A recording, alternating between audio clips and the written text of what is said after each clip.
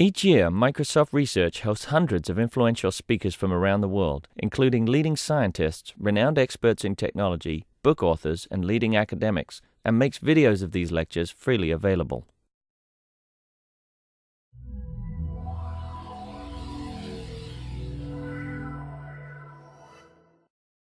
Hi, this is a great pleasure for me to introduce Bobulation to everybody here. Bob has led a very distinguished career. I've known him for many, many years. I think since 1988. Since 1988, I've known him. He was one of my mentors, and I worked with him for many years at DEC. At the time, I was doing image processing and video processing too.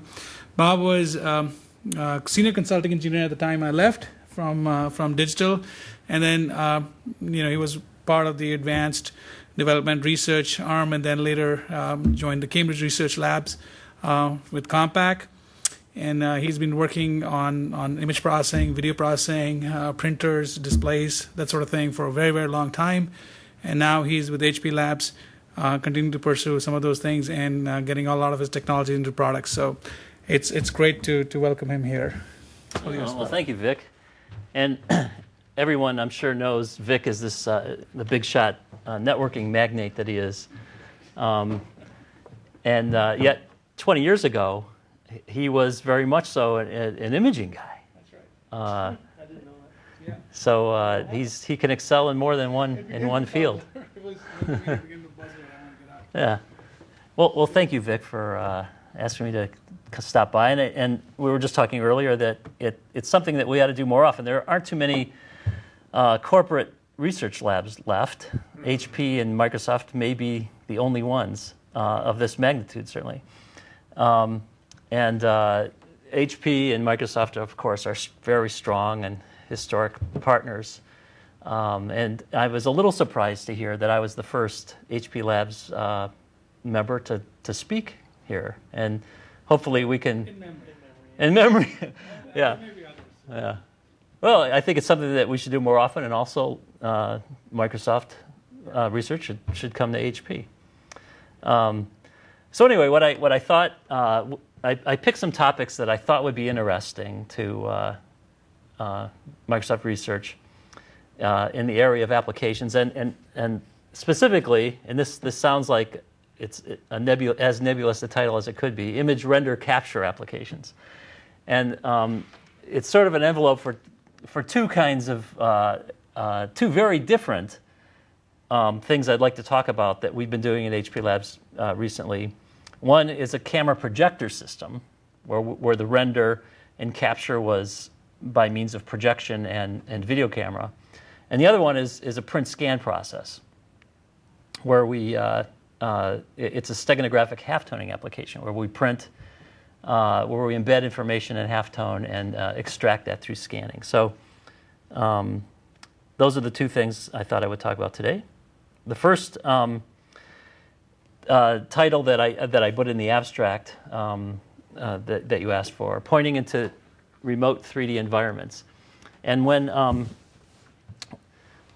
it may be that when you see this title, especially Andy, with your wonderful work from the Media Lab and here at Microsoft, and the world cursor and the X wand, you call it X wand.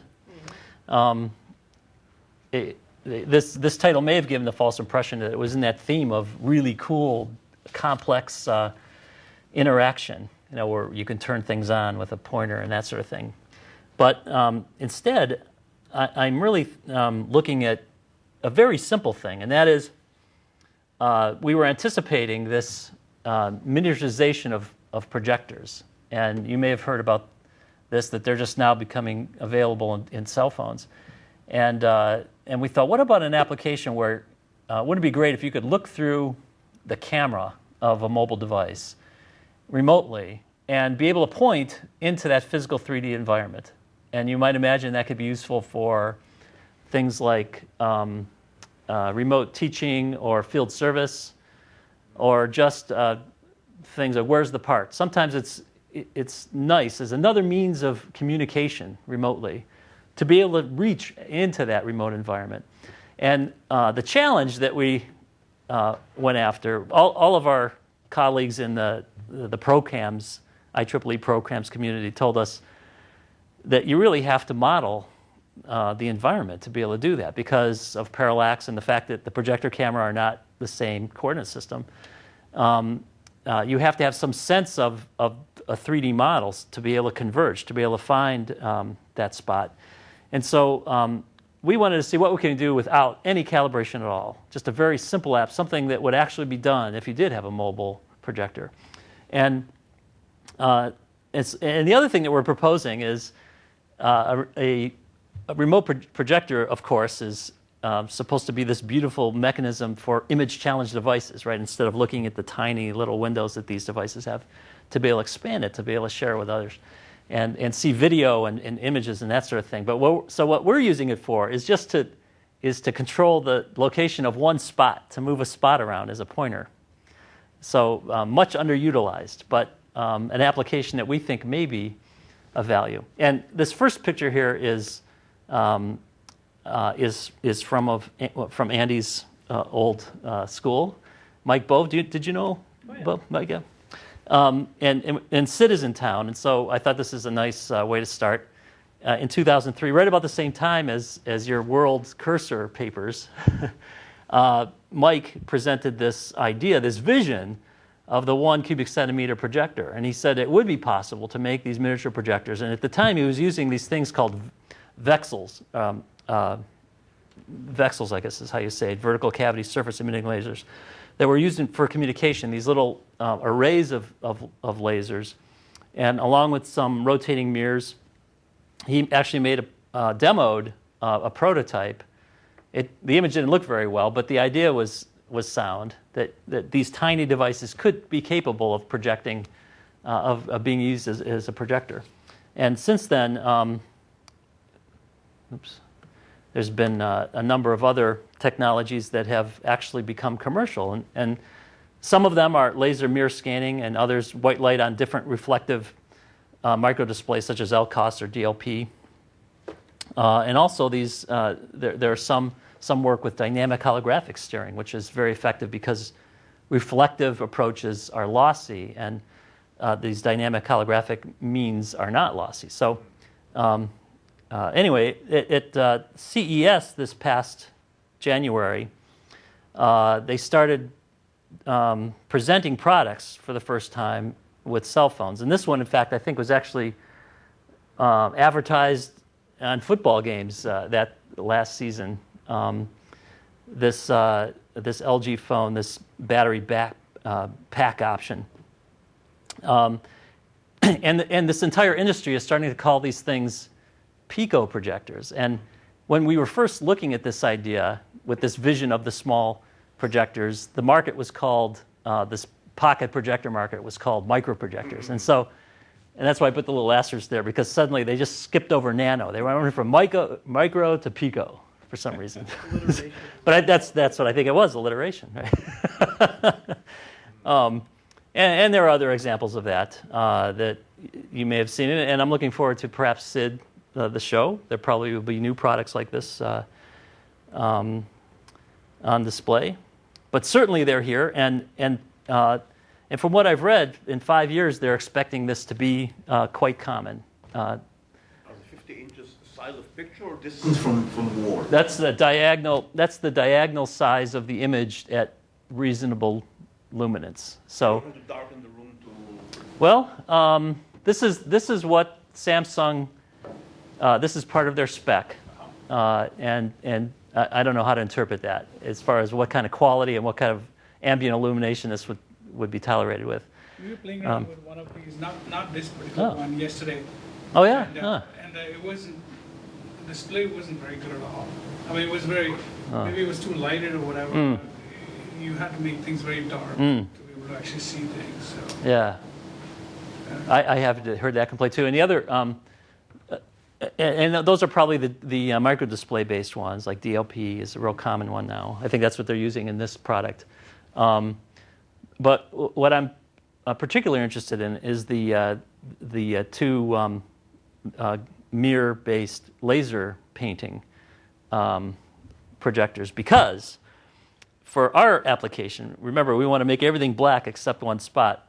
And if you can hold the dot on a flying raster that's a pretty high intensity, it becomes an effective pointer. So, but that's a pretty good concern, that these are somewhat dim. And so anyway, this is an overview of the prototype that we built. All of the business part of this is in what we're calling the Pico Projector server, the camera projector server. That's where all the real computation occurs. The client, which is the remote user looking through the eyes of the camera on the server, doesn't really have to have much horsepower. It's sort of misleading to show it this way, but that's what we used a laptop. We're not using it for the computational quality, but just as a means of interacting with the image. So we start with the Pico Projector server transmits continuous video to the client, and it doesn't actually have to be continuous, and it doesn't have to be high quality. And I'll get back to that later, but that's generally the idea. If we do have the bandwidth, that's how we would start. And then the client specifies a point in the scene that it would like to point to, sending those coordinates back to the server, and then the server attempts to project at that location, and then iterates until it converges on the intended location. And so that's all it is. We just have to keep track of these three coordinates, right? They have camera coordinates, projector coordinates, and the coordinate as specified by the client, and then the actual location of the spot is detected by the server in camera coordinates. And one of the ways we do that is that's a very common problem, finding a spot in a scene. And we could do anything we want, so we blink it, we flash it very quickly. I think that's a trick that you were using too. So finding the dot isn't such a problem. And the means that we use for converging the dot with the intended client specified location is just a gradient descent, a 2D gradient descent method. And we found that it works surprisingly well. And the thing is, who cares if you have to iterate? The average is about 13 iterations to converge. We're doing it without any modeling of the 3D environment. And as you might understand, the problem is that when you have a camera and a projector that are separated at all, there can be occlusions, right? And that's where you can lose the tracking. Where's the camera sitting here? Well, the camera projector system is this mobile device, represented by this. Yeah. The numbers are entirely different, but this looks almost identical to the problem of artillery fire control. Where some guy with a binocular watches a target, and some other guy tries to shoot the target, and the first guy tells the second guy where he's off. You know, I had never heard that before. That's a really good. That's a nice analogy. Every iteration. Of course, there was an analog feedback system, right? Where voice. Yeah, that's what I mean. Instead of an automatic feedback, you would say, okay, you missed it by 10 yards, and click it back a little bit. Yeah, that's what we're doing. And so, yeah, artillery is sort of a 3D sensing, right, operation where you don't need to model the 3D environment before you probe, or whatever we want to call that. And so I don't really need to show this, but so there's asynchronous loops involved, and all of the work is in this detect and adjust process. And this is our experimental setup, which isn't. We did this without the benefit of actual Pico projectors, but we used a real projector and a webcam. But it was a little bit harder than the real problem, because we wanted the camera view to be a little bit bigger than the projector view, so that you wouldn't lose tracking. But to do that, we found generally that they were separated by 4 feet, which presented more of a problem with parallax, right? So let me show you. These are screenshots. I don't have beautiful videos that I see on your website all the time. That would be more appropriate, I guess, for this interactive audience. but if you can imagine, these are screenshots from the client, and we've labeled the client's position, the position that the user wants to point to, in red, and then the server returns in green the detected location of where the spot was. So we start off converged, and then we move the pixel, we move the cursor to a new position, and the system iterates, moving the projected spot, and then converges. And this is our highly scientific experiment here. I was just telling Andy that his other alma mater, Cornell, is the place where my postdoc, who was doing this, is from, and he just moved into an apartment in Seattle, and these are and when he moved in, these are 4 scenes that he used for evaluation, and these are in order of increasing complexity. We start with mostly planar surface, something with less planar objects, a scene that has varying amounts of reflectivity that can confuse the convergence, and then the most complex scene was that kitchen scene with lots of opportunities for occlusion. So is the scenario that the image that you're taking will already be static, or you think, because you're taking video, right? You're taking video and then you're projecting back. So yeah. You're not assuming that there's going to be any movement in the video? Well, there could be movement. Now, that's a really good point, because I mentioned earlier that you didn't really need to have the high bandwidth to make this work, and that would be in the case where the scene was relatively static. If you put the camera projector, settled it down, and things weren't moving all over the place, but it was, say, the example would be, where's the part on the bench, for example, but if things were moving, it would still work perfectly well. In fact, that's one of the advantages here, because any system that would need calibration, it would need modeling, would not work. You'd have to continuously remodel, where in this case, it's just a gradient descent, and we just want to converge. And so if things aren't moving and you have low bandwidth, you can just send a very low frame rate updates. And the only real communication between the client and server is the coordinate that you want to specify by client, and the server returns where it sees in camera coordinates the dot, and those cursors would move in the client app, but you wouldn't really need the bandwidth. And these are, this is just the result of this little experiment.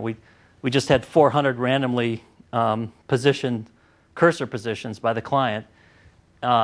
And as you would expect, in order of increasing difficulty, we got more misses in the kitchen scene. We stopped the iteration after 30 tries. Now, it doesn't mean that it wouldn't converge, but it didn't converge within our time limit. But on average, in all of these cases, the convergence occurred in under a second on average. We only missed, on average, about 6%. Only 6% of the times the spot would get caught underneath something. And the way around that would be you can perhaps move the cursor in a different path. Since I moved into the more system-y world, the question that immediately pops up is, so you had envisioned this on a phone, correct? So there's all this computation of the iterations that are happening in the phone. So was there any... did you think about any measurements? Because we always worry about power, energy, right. How you have the computational horsepower to do all that stuff, and try to say, can we make it even simpler? Did those sort of things did you think about, or at this point, we're much more focused on just trying to get it right? Well, we just wanted to prove that it would converge in a short amount of time, and so from an engineering point of view. Means to reduce power, the biggest one in a system like this would be the projector power. I'm sure that of everything here, the projector would drain more power than anything else. So if we did have a projector that was one of these 2 degree of freedom mirror laser-based raster devices where you can, there are alternatives I've been hearing in video where you don't have to just always repeat a raster, but you could do a raster out of order. And one of the things would be in the case of a pointer app, it wouldn't be a raster at all. You would just move the spot. That would be, I think, a way to maybe say, because all the energy would be going to the spot as opposed to blanking it everywhere else, except for that's what we see would be the biggest gain in getting this to work from a power point of view. Because the big complaint with these Pico projectors in general is that they're dim to start with, and so, right. But that's a good concern from the man who wants to know about the practical product implementation. Singding. Yes. In cases where it didn't converge under 30 iteration limit, do you know what's causing it to not converge? In all cases, it was an occlusion that because the spot can go behind something, the camera doesn't see it anymore. And part of that is because our experiment was they were separated by 4 feet, and so there was plenty of opportunity to have occlusions. By the time you go to 30 iterations, you could do binary chop and be in very good shape too. And I will quote again as artillery. As far as range is concerned, binary chop works when other things do not, because all you know is too far, too near. Right? And you can binary chop will take care of that. So this may be a good backstop. Oh, interesting, yeah. That That's seems what they great. do in artillery. They call it binary chop. I'm sorry? This term binary chop. You mentioned in artillery that. No. This is a mathematical term. Oh, okay. All right. But sound via class if you want to be learned. Okay. All right. Well, thank you. So, so anyway, that's all I wanted to say about this application. And I really hate to use bullets in PowerPoint, but I made an exception here. So, the key is calibration-free operation. Most of predictions are that in 5 years, these projector-enabled mobile devices are expected to be quite common. And I listed some ideas for where such a interactive device would be useful for field service, as I mentioned, remote training, and, for example, emergency tracheotomies. Right? I'm glad you agree. Where do you make the incision? I don't even know what that means. Oh, when you're choking, so you could call your doctor and you'd have 5 minutes for the patient to live and say, what do I do? And you have to cut the, I'm just kidding about that one. Other examples are landing the plane if, if the flight crew all became ill, food poisoning or something, and they would you'd be able to point to the instruments, right, with this, as they brought you in for a soft landing. It occurs to me that blinking the light is not only useful for the computer, it's also useful for the person seeing. In fact, I suspect you could see a very much weaker light if it blinked than if it doesn't. That's probably good. Yeah, that's a good point. Someone did mention, though, about that. They said that it might cause epileptic fits in some people, right? But I don't think that's a very serious concern either, right?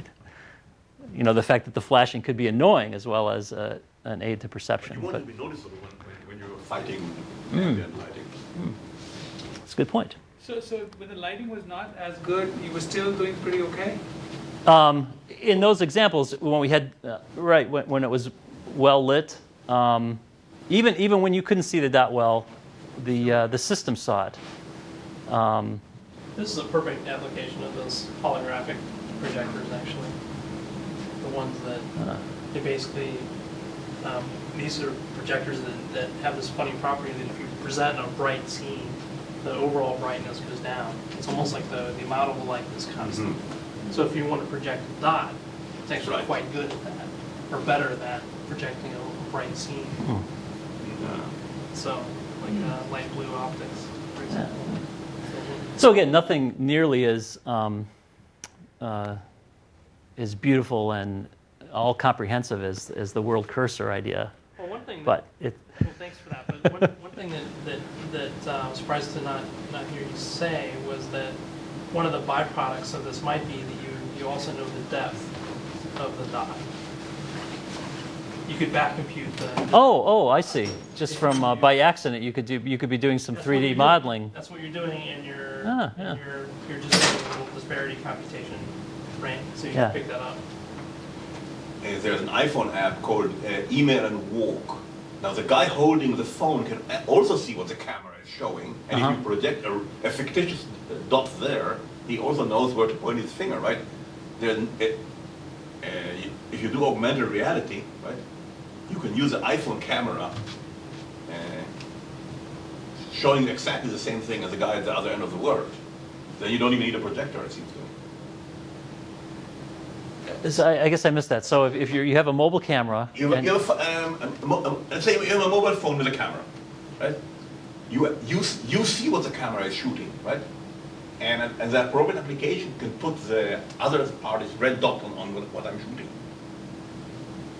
but part of the advantage is that the person at the camera projector system has the benefit of the pointing, so that they see in their actual environment the dot. Yes. So, Yeah. but I see. That's the user study right there, to figure out if that matters. They But, actually but have one of it them can be on, implemented on today's phones, and the other needs new phones, Yeah, right? Yeah. that's right. Okay. Well, thank you So it matters.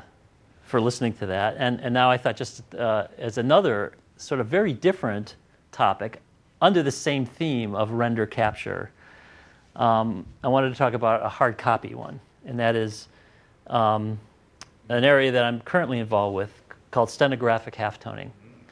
And most of you probably, when you think of steganographics, you think of watermarking, and I would say 99.5% of the literature in steganography has to do with changing the digital content.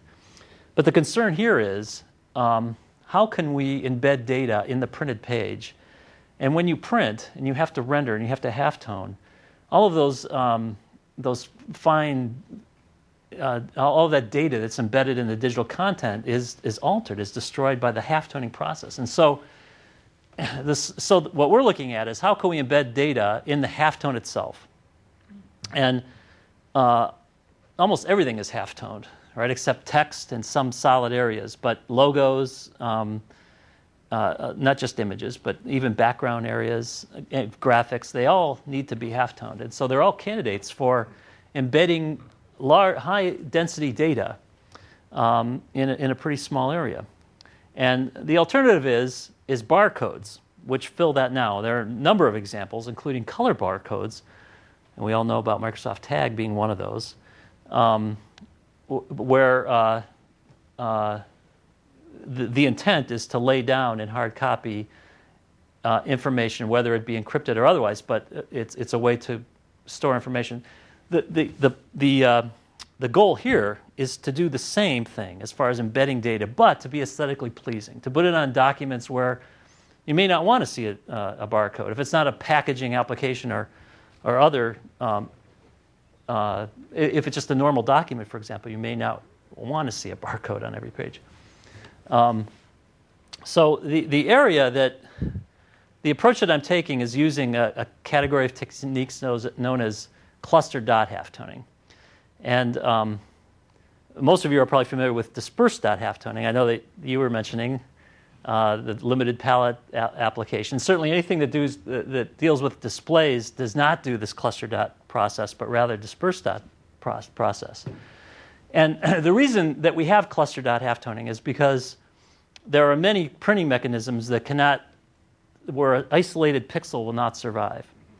And so for the same reason that these printing mechanisms use a cluster dot for the robustness of rendering, we find that it's good for recovery of data as well, because there has been a spattering of work done with dispersed dot halftone information embedding, but you have to recover individual pixels. And so as a result, to make these things work, they pixel replicate, which sort of destroys the quality right there if you're doing a dispersed dot process with pixel replication.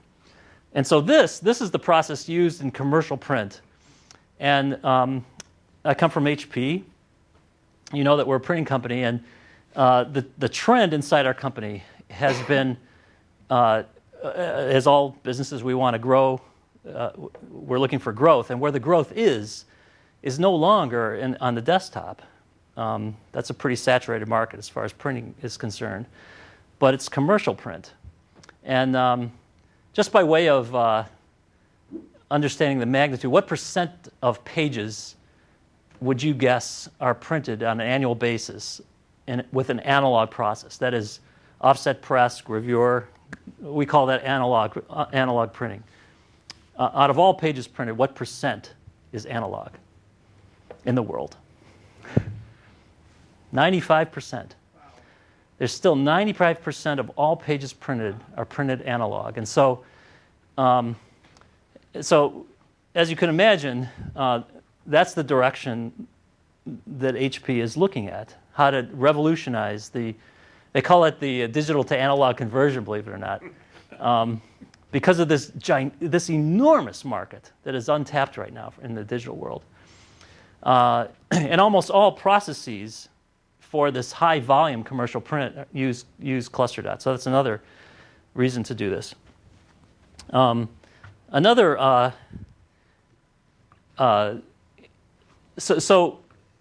the dispersed dot case, you may be familiar with air diffusion, and in fact, I just learned this recently, but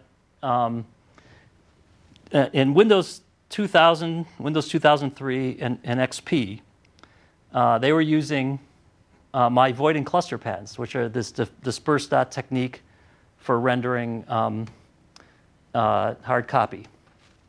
There was a sort of a default print driver that these operating systems had, along with some other applications. And I was a little bit surprised to hear that, but I learned the reason this wasn't an issue was because our companies have this very friendly cross-license agreement. And in fact, there was the reason this came up is because there was a lawsuit last fall. It was a big one. And this company, RCT, I won't get into the details of that company, but they were suing Microsoft. And Microsoft's defense were these void and cluster patents. They were actually not, they were owned by HP. And so I became very much involved with this trial. And but I did learn that this is kind of a nice, friendly thing that your company and my company has rights to each other's patents. So there may be uses at HP in your patents that you don't even know about, just as I had discovered. And in fact, one of these patents that Microsoft was holding up related to the void and cluster rendering. One of my co-inventors was Victor Ball. Again, going back to the fact that before he was a big shot networking guy, he was an image processing guy. But we're not going to talk about dispersed dot techniques. We're going to talk about this very simple technique of cluster dot halftoning. And so what we use is an input image will be available to the decoder as well as the encoder. And I call it a mule. It's a little bit of street language. A mule is someone who smuggles or transports, right? Usually illicit material. But in this case, it's the carrier of data. And this is an example of what a square inch at a typically 600 by 600 dot per inch printer would render that using this cluster dot technique. And the idea is very simple. It's just that we look at these cluster shapes and we shift them 1 pixel as a means for embedding the information. And the smaller clusters can move in more ways than the bigger ones. So they can carry 3 bits, and cells that are about this size can carry 2, where these larger clusters don't have any room to move. And we reserve the unshifted position for a number of reasons. One is we could use an unshifted carrier to be a marker to help us know when you repeat the payload, for example. And we also found that not embedding information in the unshifted position really improves recovery. But the other important thing is I call these, anything that is not shifted is called a reference cell. And that's that aids in recovery. I call it reference because it's a reference for the decoder to know that these cells haven't moved. And alignment is everything, as you might imagine. In this, where we're talking about single pixels at 600 dot per inch shifts. And another advantage of not changing all of the pixels is this concept of partial dots. And what I mean by, I guess I should go back in that if a 4x4 cell of pixels is a candidate to be a carrier, we flatten it. That is, we replace it by its average so that the dot has a predictable shape. And we don't want to do that if it's not a carrier because, for quality reasons, in this business of cluster dot, they call them partial dots. The dots actually have structure, and they contribute to the quality of the image. So you don't want to change them unless they're going to be carriers. So reference cells have both the use of helping with recovery, with alignment, as well as to maintain edge information about the image. So this is a very simple idea. So we just embed the code. We come up with some shift rules, and these are examples for a 1, 2, and 3-bit carrier, how the shifts would represent a code, right? And we break the payload up in that way. So both the encoder and decoder then take the mule image, and they generate this reference map that tells us where the 1, 2, and 3-bit carriers are, as color indicated.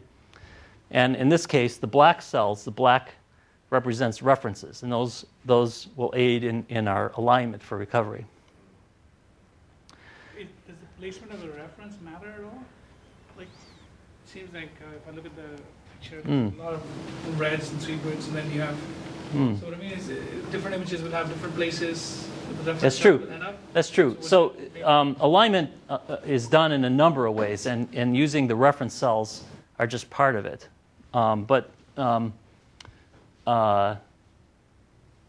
That's right. Sometimes, so you can't always count on the reference cells being your only means for alignment. So you have to do other things, and that is where most of the art is in this, in doing, in getting this alignment done correctly.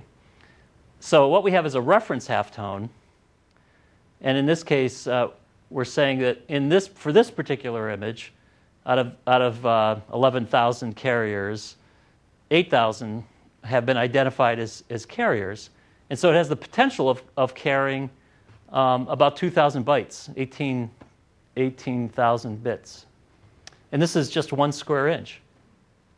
So the result is what I call a steganographic halftone, or a stegatone. And so this is that image with the 2,000 bytes embedded. And it has the movement of the single pixel shifts on those clusters give it kind of a blue noise-like appearance quality. So it doesn't really degrade the quality as much as you would fear. And very importantly, the issue of recovery. So here when we do calibration for various printers, we have to measure the recoverability of each of these halftone shapes. And so here's an example of 3 different types of printers. A black and white laser jet, which is our electrophotographic-based process. Color laser jet. Edgeline is a technology where we have these large arrays of inkjet heads for very high-speed printing in inkjet. And Indigo is a company that we acquired, and it's a brand that we now have that you may have heard of. That's one of our commercial presses. It's a liquid electrophotographic process for high-volume commercial print. And so these are example Stegatones with the alignment lines superimposed. And so the important thing here is we measured the highlight, and these are highlight cells and these are shadow cells. And we measured individually hundreds of samples of each for these various printers to determine what is the recovery rate. And and part of the reason for doing this is to eliminate carrier cells that don't recover well. And as you might imagine, shadow cells kind of close up, right? And so anything that was below 90% are grayed out here. And for those particular printers, we do not use those carriers. Those cells remain reference cells. But the important news here is that the aggregate over all of the carriers, after eliminating the poor performers, is all in the high 90s. And again, this is at 600 dot per inch, real cluster dot printing. And of course, on top of this, we put error correction, right?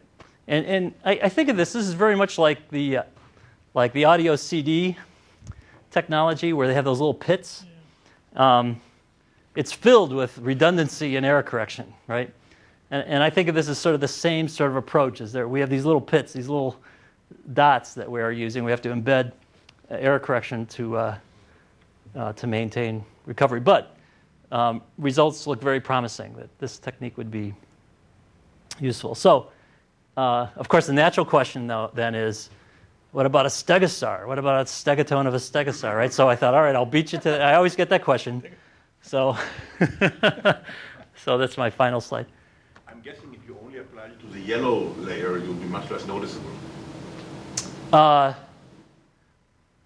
Well, what we're doing now is we want to embed this in the black layer for recovery reasons. Well,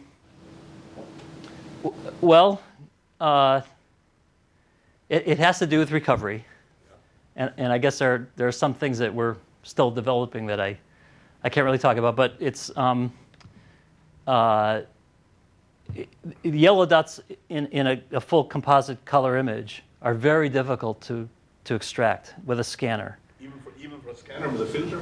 I know for a human there. Well, if you put maybe if there was a filter, but scanners are basically red, green, blue illuminators, Okay. right? So you look for yellow dots. It's very difficult to tell it apart from other marks. And by the way, are you referring perhaps to Canon makes color electrophotographic cartridges, and the government has forced them. If you have any laser printers here, color laser printers, if you look very carefully, a magnified view, you'll see these little yellow dots sporadically around, and you know why they're there? Dollar bills. It's right, because color laser printing is so good that people were actually making money with them. They were counterfeiting currency, and so the government has mandated that every single cartridge has to have these yellow dots, which identify. All it really is just it's an ID of which printer this came from, and so so it shows up on everybody's color prints, although you never see them because yellow is, especially very sparse dots are practically invisible. But maybe that's what you're referring to as doing things in yellow because they're hard to see. So anyway, I just wanted to point out that I think I have the shortest email that I know of anyway, only 6 letters.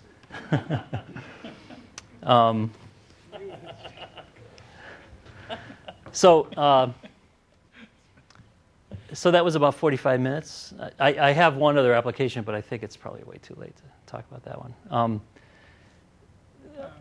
So are there any... If you want to talk about it, we are okay. I've been joining you. I don't know the others. Well, I could take maybe 5 minutes, just show one other The thing. whole audience thinks it's okay. Well, I know that it's really hard to find a seat, and the people that are standing maybe think differently. But at least the people that did find a seat. All right.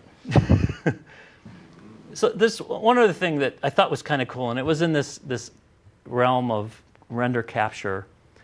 Some work that was going on at HP Labs in projectors, and it had to do with making 4 and 10 projector systems because we recognize that. This is no secret that there's a real scale issue. To have, say, a projector that had the brightness that was 4 times any single one projector here cost much more than 4 times the price. So if you can align the 4 projectors and and that's a very tricky thing because all of the subframes that go in there have to be designed so that when they overlap, including the perspective differences, you can get not only, and here's the thing, we do this for increased luminance for a lower cost, but a byproduct is you can actually get better resolution, right? You can improve the resolution if you have proper subframes.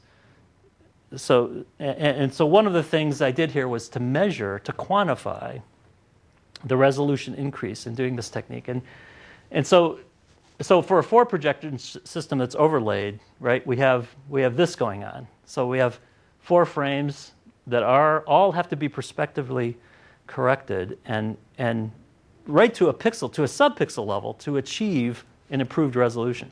And there's another technique that was actually presented at SID called Wobulation. Have you heard of the word Wobulation? You have. Do you know what that is? It's a microdisplay like the Intel DLP that vibrates. It offsets in a subpixel way, a very predictable subpixel way, very rapidly, so that you would get 4 subframes that would overlap like this. It's the same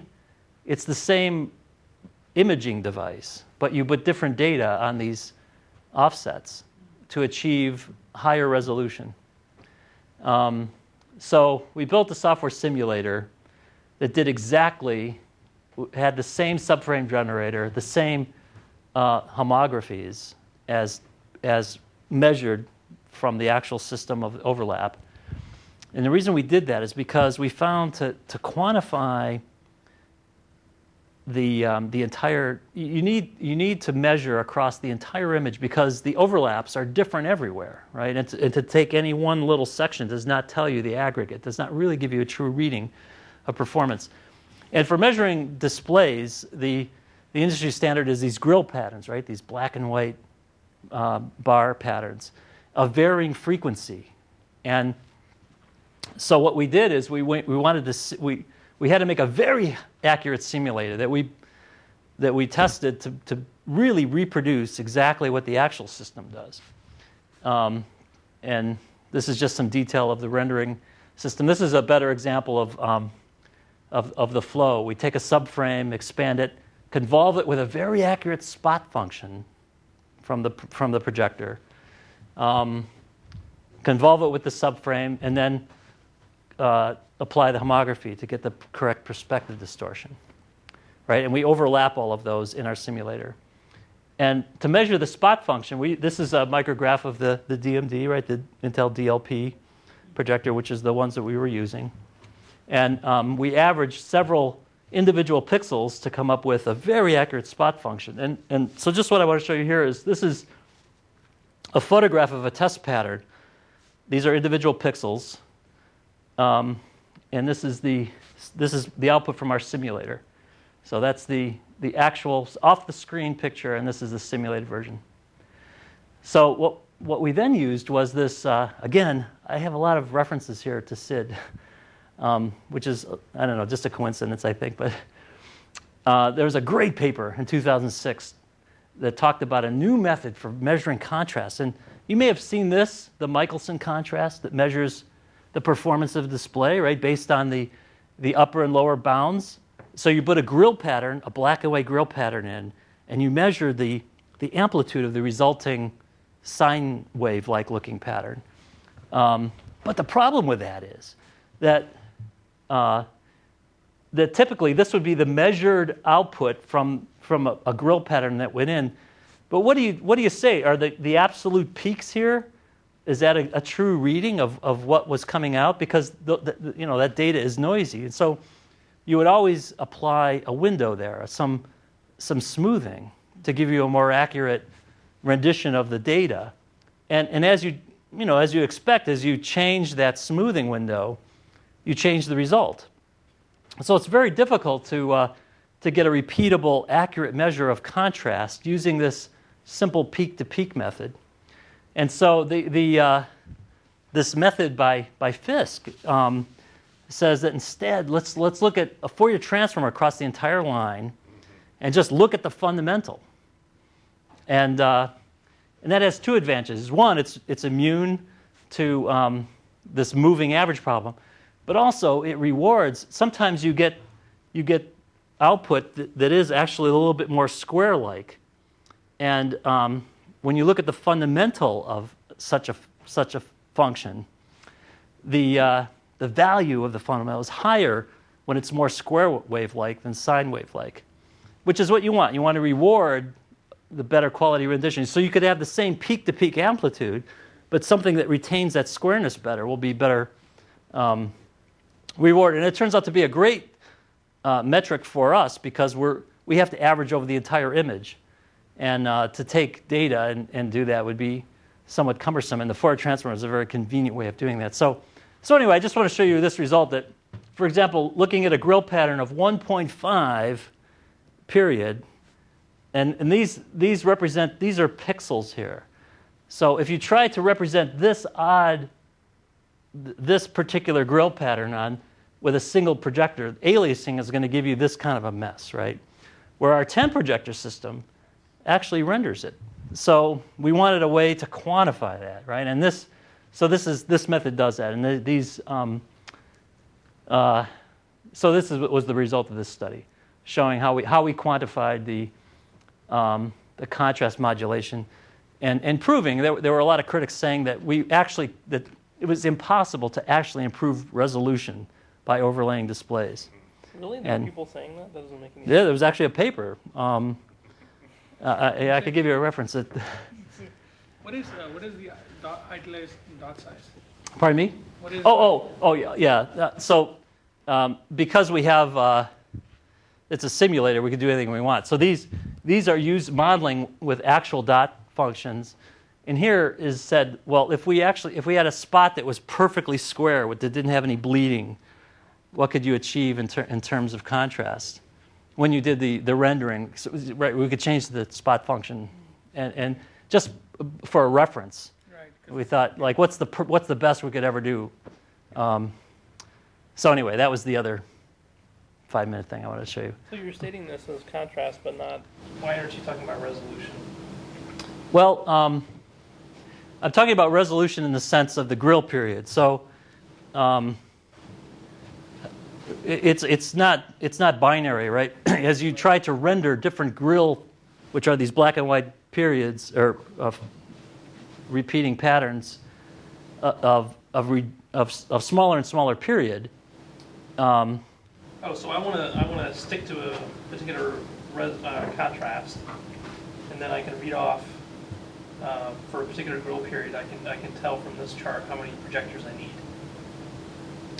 Well, in a way, I guess the real message here was that as you increase projectors, you can increase the quality of resolution. So, and resolution in display sense is measured by contrast, because in a sense you could represent any sine wave or any grill pattern, but the contrast is going to go to 0 in some cases, right? Or it's going to be very, very small.